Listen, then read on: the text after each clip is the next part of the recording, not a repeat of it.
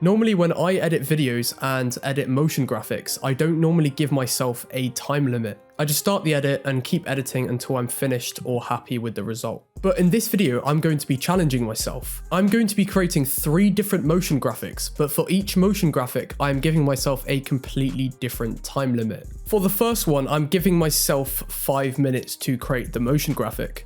Then for the second one, 15 minutes, and for the third, a full hour. So there definitely will be a big difference between the 3 motion graphics. I guess you guys will also just be able to see, is spending the extra 55 minutes even really worth it? You'll know the answer to this by the end of this video. Also, if you're a beginner or intermediate video editor who's looking to level up and edit like a professional as soon as possible, then I would highly recommend that you check out my video editing product Skillcut through the top link in the description below. So the first motion graphic I'm going to create is the 5-minute one. So for this first one, I have a maximum of 5 minutes to create the motion graphic. And as you can see, there is a timer in the top right, and this will be showing the time that it's taking me to create the motion graphic. There will be cuts throughout like the editing process on the screen, but the timer will follow. So it's not like the timer is this video, the timer is how long it took me to do it in reality. So I'm just going to start off by creating a new composition. I'm just going to name it 5 minutes. And I've imported the assets which I'm going to be using today. You can find the link to them in the description below. So I'm going to import this blue light leak and this grid background, and I'll scale up the blue light leak so that it matches the rest of the composition. I'm then going to create a black solid, and I'll put this at the bottom. And then I'm going to search up in the effects and presets tint, and I'll add this onto the grid background. I'm then just going to map white to black and black to white. And I'm going to change the opacity of the grid background, so then it's 20%. And I'll change the mode of the blue light leak to hard light. And now we have this background. And as you can see, I'm going to speed through this because this is meant to be like a challenge time lapse. And even though this video is also designed to help you guys edit better as well, I'm also just going to be rushing through this a lot, and this video will be less about like the tutorial of it and it will be more showing you guys what you can do within this time frame. Next, I'm going to get the pen tool and I'm going to create a rectangle a bit like this. It's going to have a white stroke and no fill. And when I'm happy with the size of it, I'm going to go to Contents, Rectangle 1 and Rectangle Path 1, and I'm going to increase the roundness to the max. And as you can see, we now have this bar. I'm then also going to duplicate this layer, and I'll put the new layer below the original one. And for this one, I'm going to make the fill color white, and I'll make the stroke 0 as well.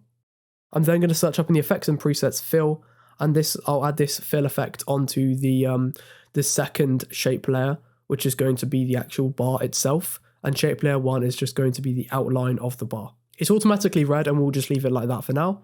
And I'll add the glow effect onto the original outline as well. So now there's a white light glow. And then I'm also going to add the trim paths effects onto shape layer 2. And I'm going to keyframe the start and end at the start. Then I'm going to go forward by around a couple seconds, and I'm just going to, actually I've done it wrong. What I need to do is I need to keyframe the end and the offset at the start, and I need to go forward by a couple seconds and add another 2 keyframes for the end and the offset. I'm not going to change the values of them for now, but when I've done that, I'm going to go forward by around like half a second, and I'm just going to change the offset until the bar is like straight, as you can see. And as you can see, like it fills in the bar. But if I go to the start, then you'll see that everything goes wrong. Like at the start, as you can see, like it doesn't fill in properly. It goes in really weird. It comes in from an angle. So I'm just going to add loads of keyframes. So, and then the, like at the start, so, and then the bar like continues straight, and it will basically make the like bar fill in. There's definitely better ways to do this. And yeah, I haven't really tried other ways, because this way, even though it's not the most effective way, it definitely is effective when you know how to do it. And you can tell what I'm doing with this. I'm trying to create a bar loading effect. So, and then it's like the bar's gaining like juice or power, like you're charging your phone at a really fast rate. It's like filling in the bar. And when I'm happy with what I've got, I'm just going to highlight shape layer 1 and 2, and I'm just going to pre-compose them. And I'll name the pre-composition bar, and I'm going to press Command Shift T or Alt Shift T, I think it is.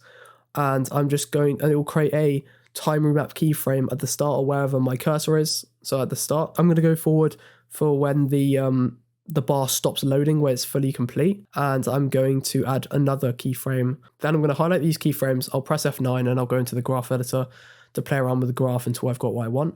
I'm happy with something like this. And then when I'm happy with the bar loading in, I'm going to get the text tool and I'm going to type up above the bar power in capital letters, and I'm going to use the Montserrat semi-bold font. I'm going to align it in the middle, and I'm just going to move it a bit closer to the bar. And I'll add the glow effect onto this text as well. I'll increase the radius and I'll decrease the intensity a bit as well to like 0.7 maybe. And as you can see, this is what we've got now. But now I just want to change the color of the actual bar so it's not just red. So what I'm going to do is I'm going to actually go into the bar like composition by double clicking on the composition. And then I'm going to go to shape layer 2, which is the like red colored bar. And I'm going to keyframe the color at red at the start. I'll go forward by like maybe 10 frames and I'll go forward by like 30 frames and I'll make it so, and then it's red there. And then I'll go around 30 seconds away from the end and then I'll make the color green. So, and then it transitions from red to green like so. And as you can see, now it will transition from red to green.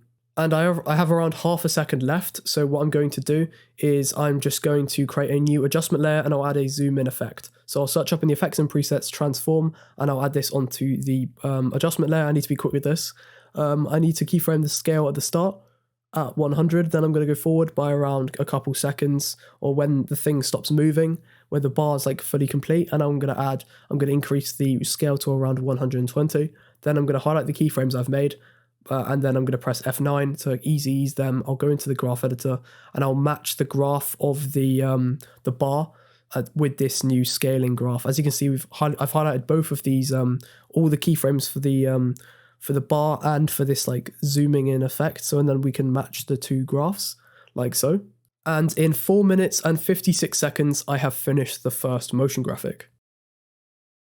Now I'm going to move on to the second one, which is why I have 15 minutes to create this one as well.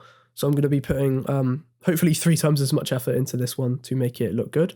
So now I'm just going to import the assets for this motion graphic. And again, I'm going to use a light leak and I'm going to use this same grid. So I'm going to add the grid and then the light leak on top of the grid, and I'll scale up the light leak so and then it fits the composition, and I'll move it so and then it's where I want it to be. So and then it's in the corner where the lighter side is.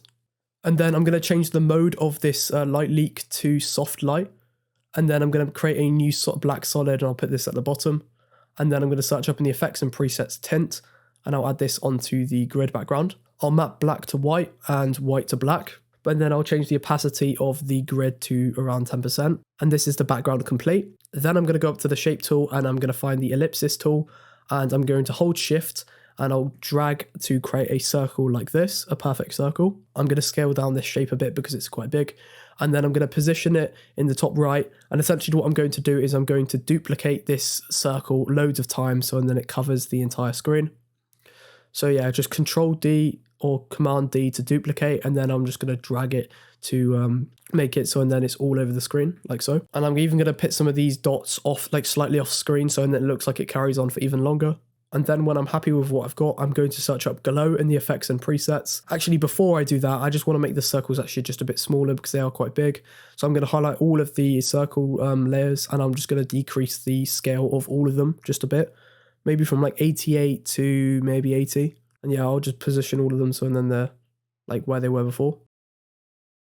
And then I'm just going to rearrange some of these circles as well. And then when I'm happy with this, I'm just going to add the glow effect onto one of these circles. And I'm going to increase the glow radius to like 80-ish. And then I'll decrease the glow intensity to like 0.7. And then I'll copy this and then I'll paste it onto every other circle on the screen. So now they should all have a glow on them.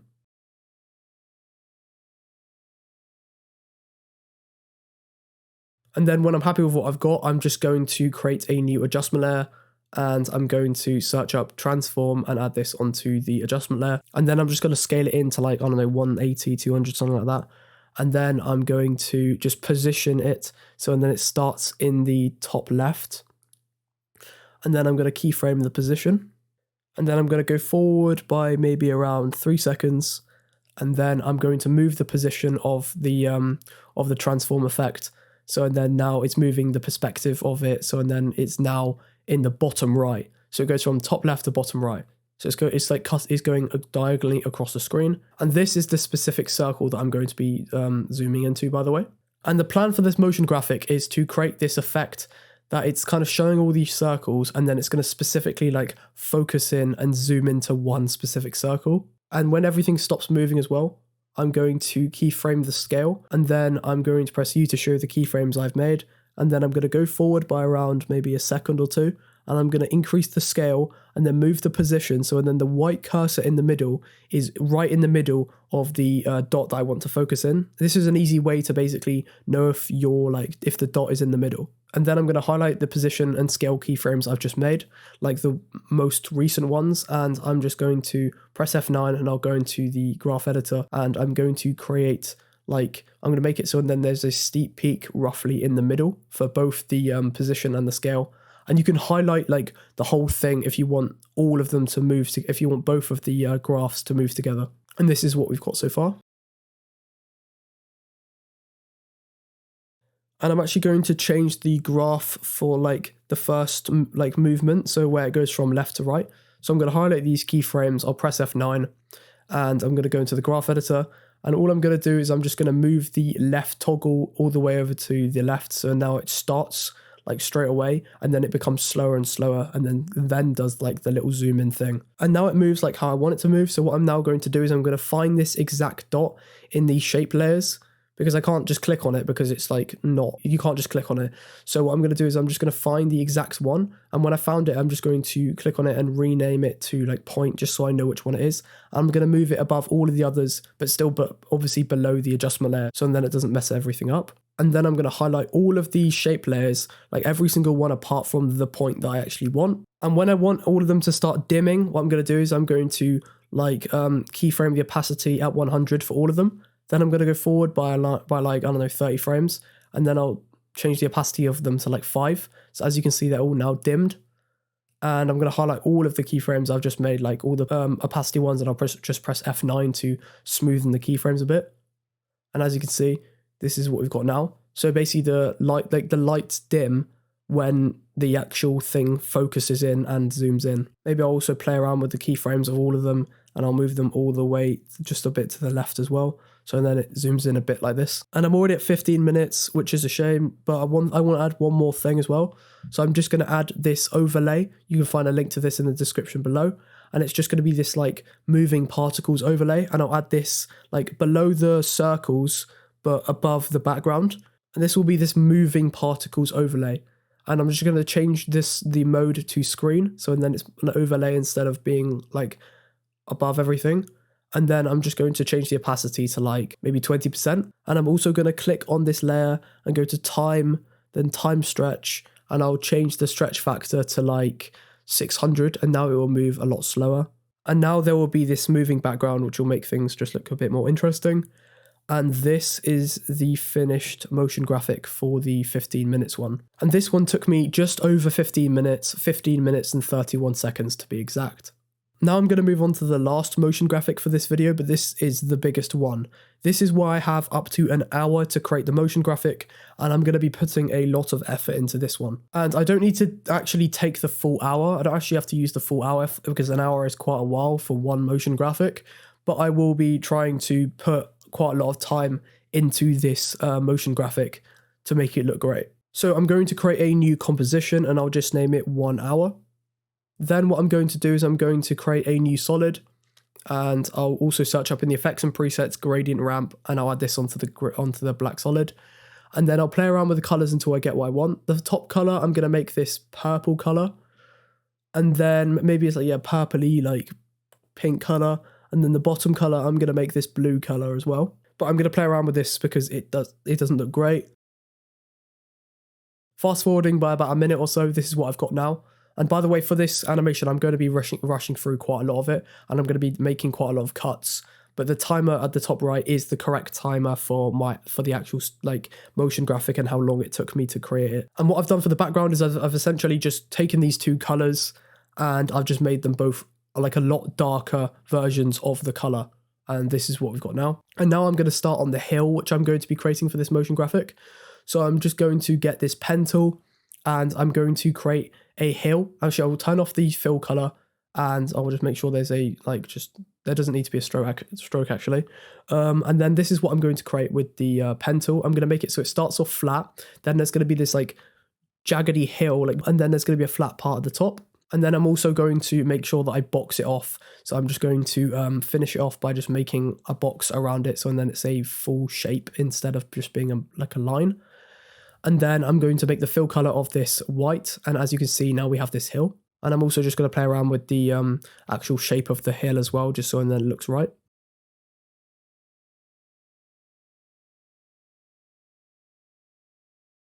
And now I'm happy with what I've got. I'm also just going to add the gradient ramp effect onto this hill as well, onto this like shape.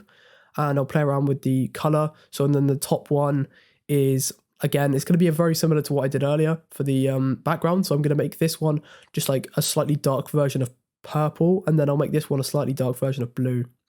Actually, that didn't come off. That didn't come on. So I'll do it. So and then it's a darker version of blue. And then I'll play around with the actual position. So and then it looks good. So as you can see, like the top of it is purple and then it gets blue as it goes down. And then when I'm happy with the gradient, I'm just going to search up glow and I'll add this onto the hill as well. I'll I'll play around with the threshold until it looks like how I want it to look. And then I'm going to increase the radius until it's like this, which gives it a really nice glowy like texture to it. It just makes it look a lot better. It also creates this like cool purple pink mist, which is coming from the mountain. Looks great in my opinion. And now I'm happy with the glow. I'm just going to search up turbulent noise and I'll add this onto the actual hill as well. And this is going to add texture. So I'm going to change the fractal type to rocky. And I'm just going to change the opacity to around, I don't know, 10%. And as you can see now, there's a bit of texture to this. It's like almost like a misty, rocky texture as well. And now I'm done with the actual hill. I'm actually going to get started on the flagpoles, which is basically, I don't know if you can tell what I'm trying to create. I'm trying to create this hill effect.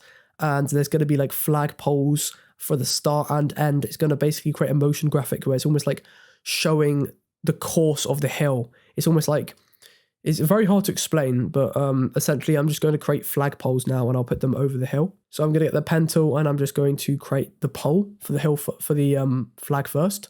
Make sure it's straight and I'll make sure there's no fill color.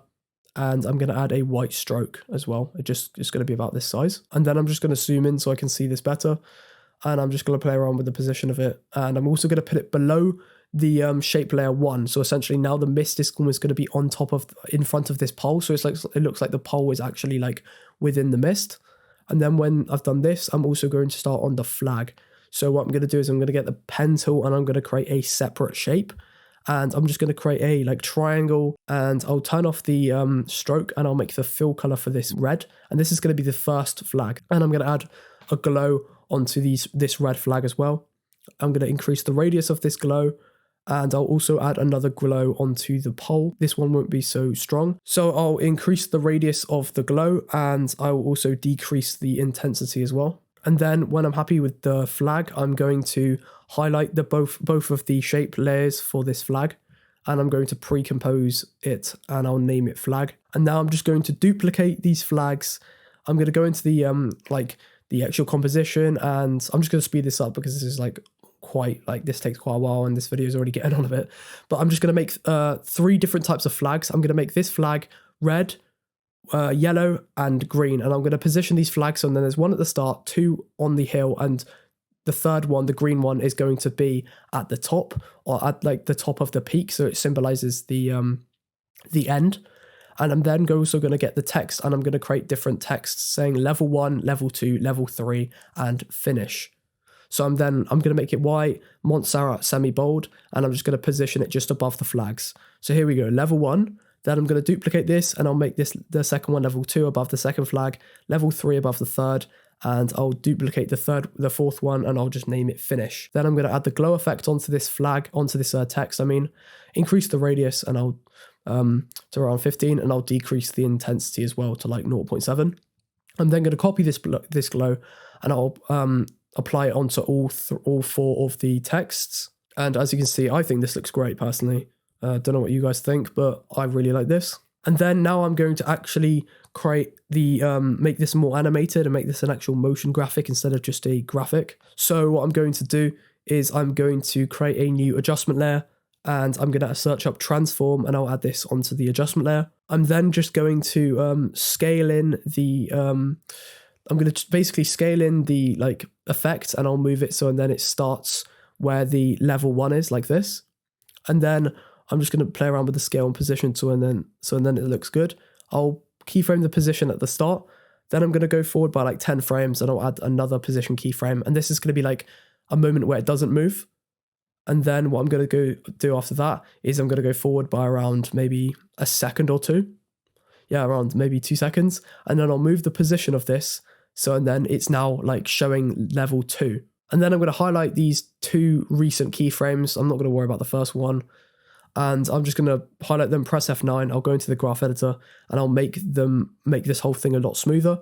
So I'll make it so then there's a steep peak in the middle. And as you can see now, the camera goes from level 1 to level 2 in quite a smooth way. And now I'm just going to do this same thing for all of the flags. So, and then I'm going to make it move from 2 to 3, but then from just before it moves, I'll have a moment of pause of about 10 frames. And then I'll move it again from level 3 to level 4. And yeah, as you can see, this is what I'm doing right now. And I'm going to make the graph the same for all of them as well, just a steep peak in the middle.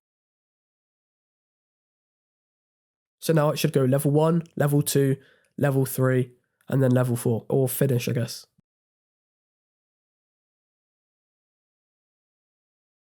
And then when I'm up here with the finish, I'm then going to make it zoom out to show the entire like hill, to show, as you can see, it's almost like, imagine there's like a TV program and it's showing like a ski course or something like that. And it will show like the different like flag poles, and then it will show like the entire run. And that's almost what I'm creating with this. So then I'm going to go to the position keyframe for the finish, the last one. And then I'm going to go forward by like 10 frames again. And then I'm going to add another keyframe. And then I'm going to keyframe the scale as well at this point. And then I'm going to go forward by maybe around, well, I'll just play it to see how long it feels like it should be. Maybe like 3 seconds. And then I'm just going to move the position and scale. So, and then it's at the original point where it should be, showing the entire screen. And I'll make it 960 by 540 because this is how big the position should be. And I'll make sure the scale is also 100.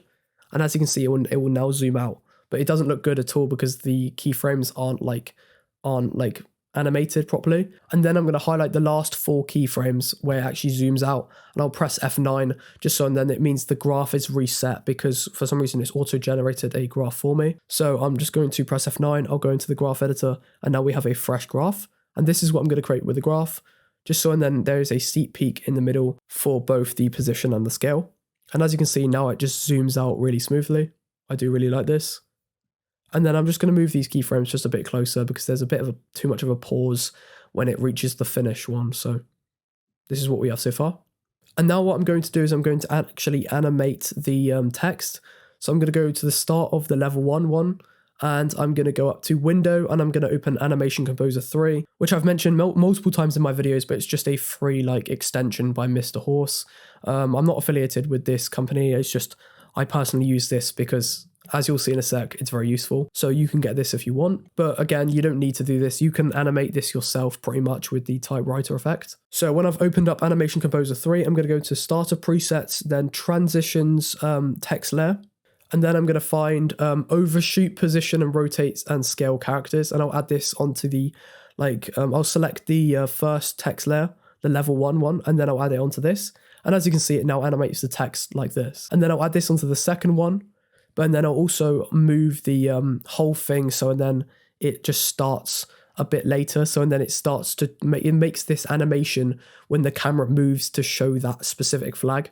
So it's basically it's going to transition the level 2 text when you can actually see it on screen. And I'll do the same thing with level 3. So I'll move the whole thing forward, and then I'll go into Animation Composer 3, Starter Presets, Transition Text Layer, and I'll add the same one onto level 3. So now it will go level 1, level 2, and level 3, and it will look and hopefully it looks good, which I think it does. And then I'll also add this onto the finish one as well. So just before it shows it on screen, I'm going to move the whole finish one forward in time to around here, and I'll add the transition onto this one as well. So as you can see, it now transitions the word finish as well. And this is what we've got so far. And I've noticed I've done basically all of the motion graphic in literally under half an hour. So this is supposed to take an hour, but it's actually taken me a lot less time than I thought it would. I thought this would take me more like 45 minutes, like 50 minutes, but it's only taken me 29 so far. So what I'm going to do is I'm just going to make minor adjustments. So what I'm going to do is the first thing I'm going to do is just make the transitions just take a bit longer, like so. And I'll also just play around with the graph of the final transition just a bit as well. These are just minor things because I've got the extra time.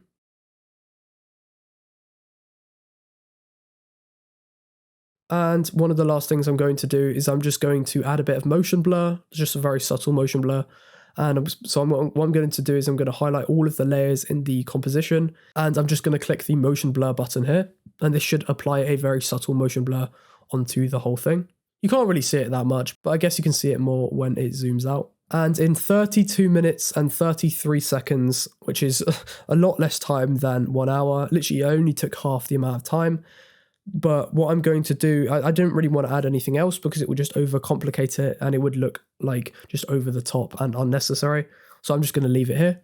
And yeah, this is the final motion graphic complete.